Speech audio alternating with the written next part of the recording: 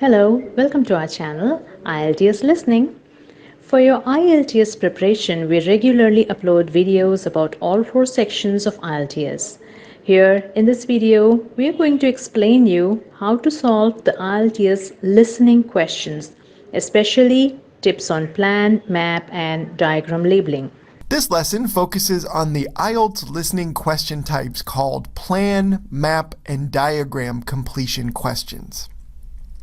So this is an example of what you might see. We'll just take a look here to get familiar with it, and then later in the lesson we'll analyze it a little bit.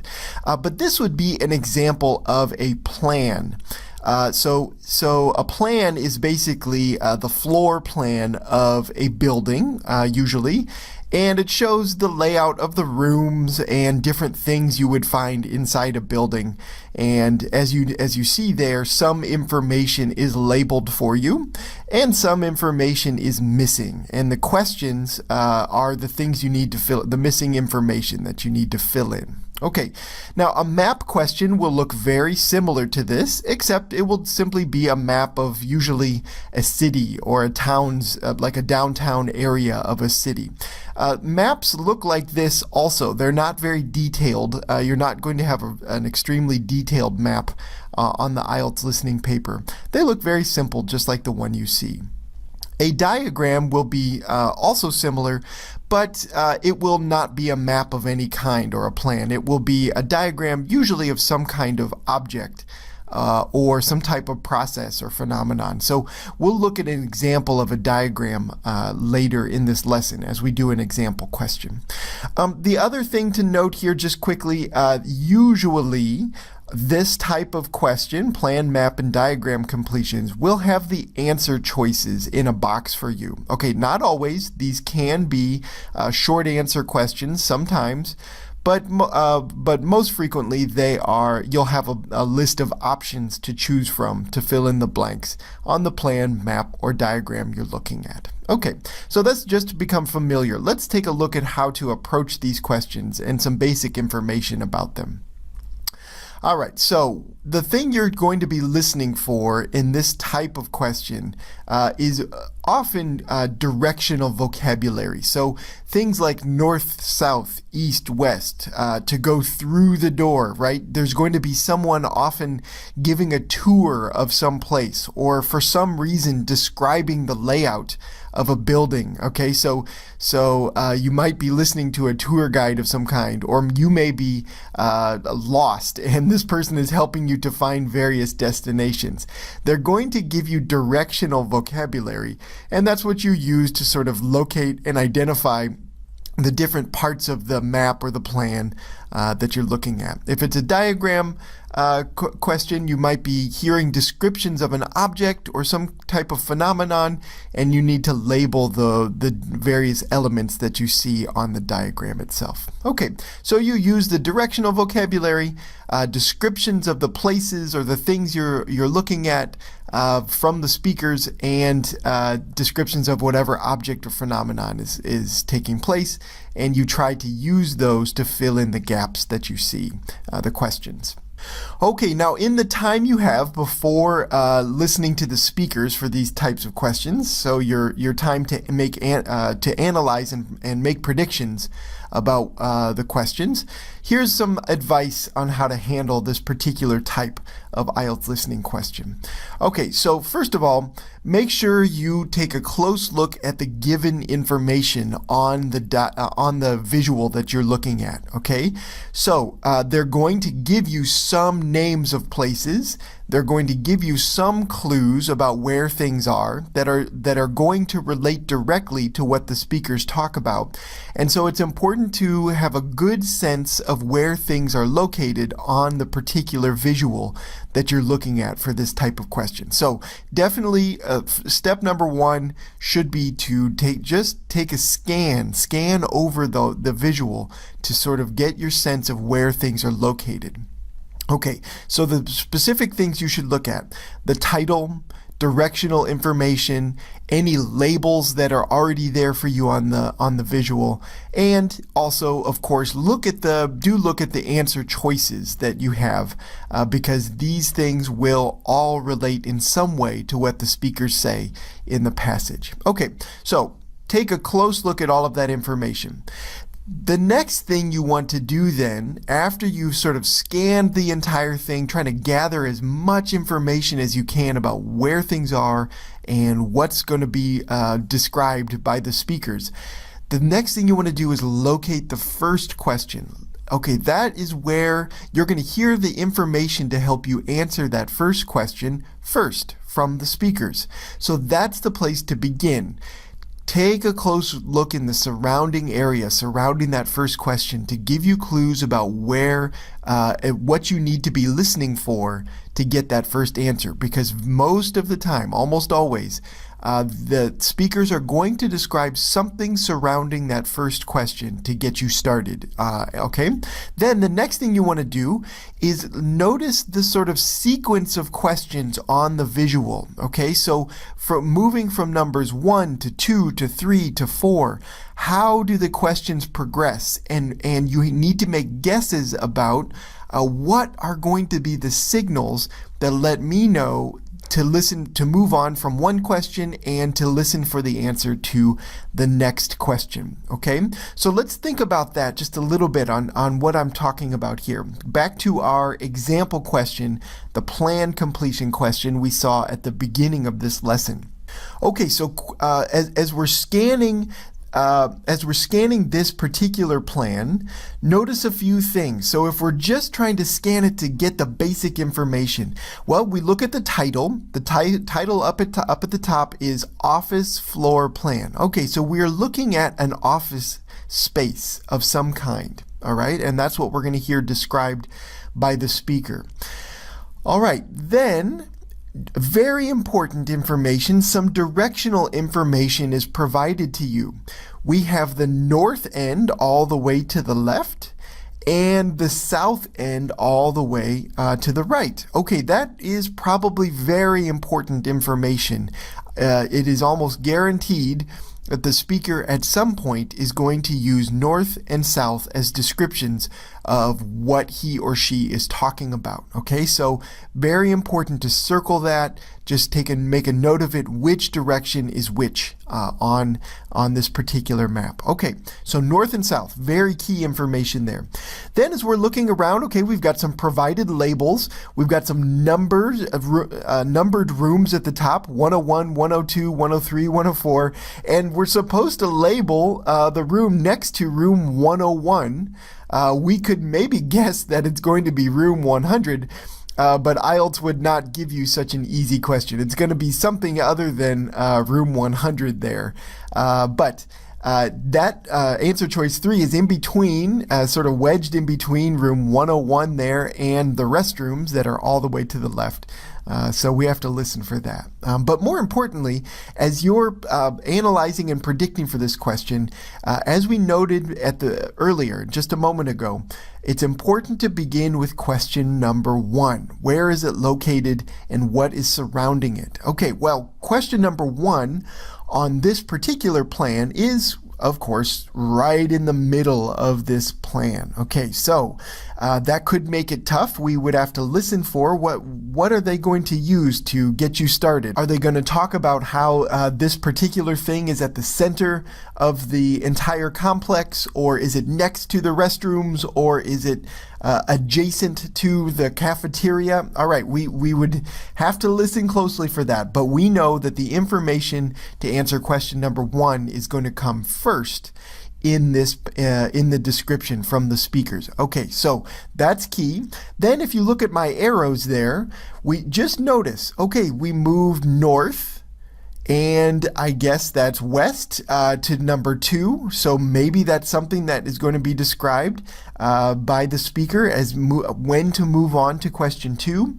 And then we go all the way across to the other side of the complex, across the restroom area, across whatever we have for in the middle of the complex for question 1 to get to question 3. So the questions are going to move in that order.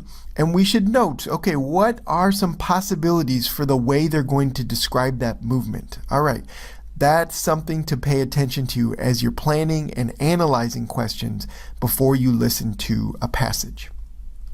All right, now let's try to answer some questions here. I'm going to give you a chance to listen to a part of a passage that would help you to answer these two particular questions, okay? So we've got questions 1 and 2, and we've got our answer choices all the way over to the left. Now, I'm going to help analyze this with you just a little bit before you listen.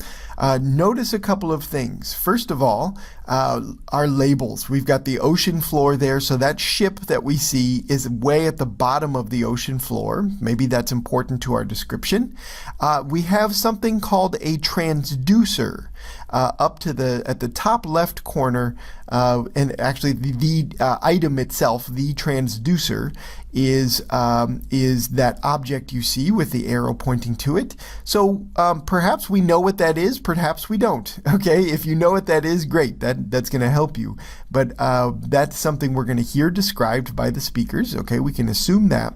And then it looks like answer choice number 2, question 2, is going to be something connected to that transducer, maybe a part of the transducer. So that's important to notice, that we might need to listen for something that is somehow connected to or part of the transducer itself. And then what's going on with these arrows? Well, if you look at the answer choices over to the left, perhaps you could make a good guess. So these arrows are going to be something directionally heading towards the boat that we're seeing down at the bottom of the ocean floor. And then we're supposed to label the arrows going down. And then there are arrows going back up towards this thing, the transducer. Okay, we don't need to label those, but apparently that's going to be something that's described by the speaker in some way as well. All right, so what is the down arrow coming out of the transducer, and what is this object that's attached to or part of the transducer? Those are the things we need to listen for from the speakers of this passage. Okay, we've got some answer choices to the left: dormant, ping, echo, shipwreck, and receiver.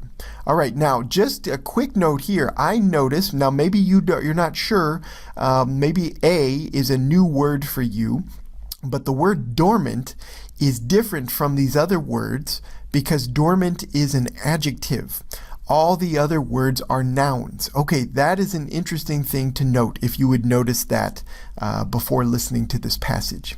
Okay, so that's enough analyzing this. Why don't you give it a shot? This is, I'll just set this up for you. This is a portion of a classroom discussion where the professor and some students are discussing the topic of sonar. Okay, so we're going to pick it up in about the middle of this passage where the two items that we're supposed to label are described. Okay, I'm going to play the passage now.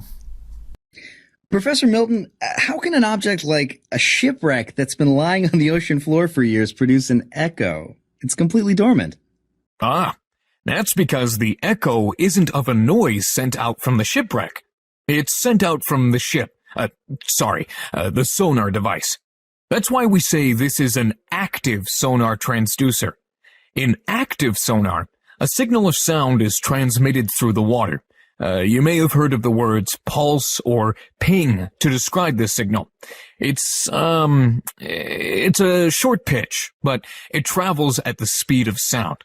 And because we know the precise speed of sound in water, then we know by the time until the echo of the signal gets back to the transducer how far away the object is. Exactly. And in which direction it can be found too. The sounds emitted from the transducer are sometimes audible, but often they're ultrasonic. That means the pings are so high-pitched they're beyond the capabilities of perception by the human ear. But the transducer is equipped with a special receiver for these kinds of signals.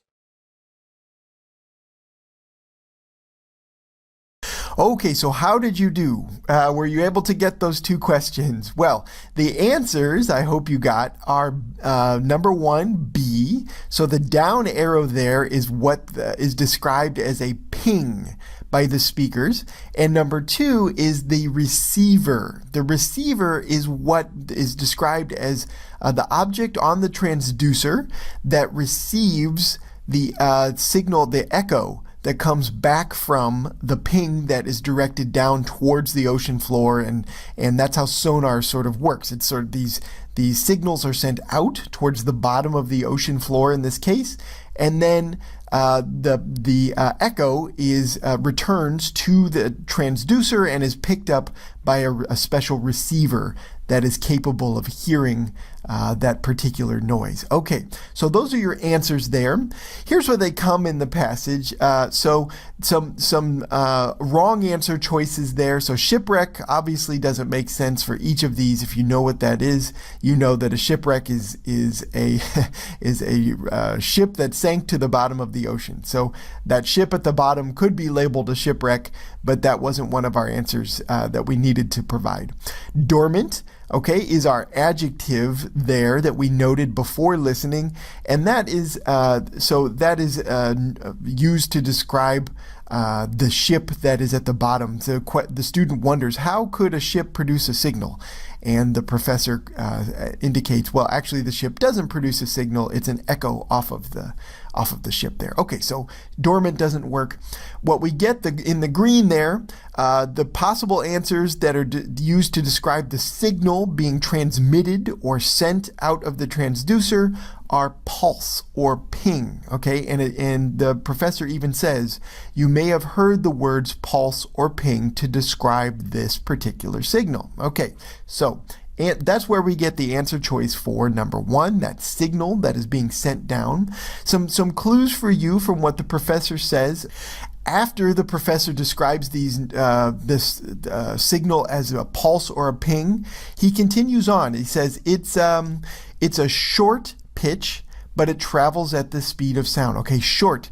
The diagram shows you a bunch of short signals being sent out of the transducer. So that's a clue to you about what the professor was describing in that case, where these signals are sent out, these very short signals are sent out towards the ocean floor. Okay, then the female student responds, okay, then we know by the time until the echo of the signal gets back to the transducer how far away the object is. Okay, so these echoes are the things that are on your diagram there, showing that they return back to the transducer, and that's what the transducer picks up. Our answer for number two then comes all the way at the end of what the male professor responds with, okay? So he says all the way at the bottom of the sentence, but the transducer is equipped with a special receiver for these kinds of signals. Okay, to be equipped means that is something that is part of or belongs on the transducer. Okay, so that's what we saw in the diagram, this object that is sort of attached to the bottom of the transducer that the arrow is pointing to for question number two. That's where we get the answer we need to supply there, which is receiver, one of the answer choices in the box. Okay, so that's how to approach these plan, map, and diagram completion questions on the Ielts listening paper. Remember, you're going to be mostly listening for directional vocabulary, descriptions of a place, or descriptions of an object to help you complete these questions. What you need to do is to just simply study the given information, okay? In the time before you're listening, you study all that's there, you look for the first question, and you analyze the sequence of questions to get clues about what order the information will come in the passage. So that's how to approach this type of question on the Ielts listening paper. Dear viewers, thank you for watching this video. Please keep on practicing. It's only way to be successful. We are planning to upload more IELTS helpful videos. Please subscribe to this channel. IELTS Listening. Happy learning!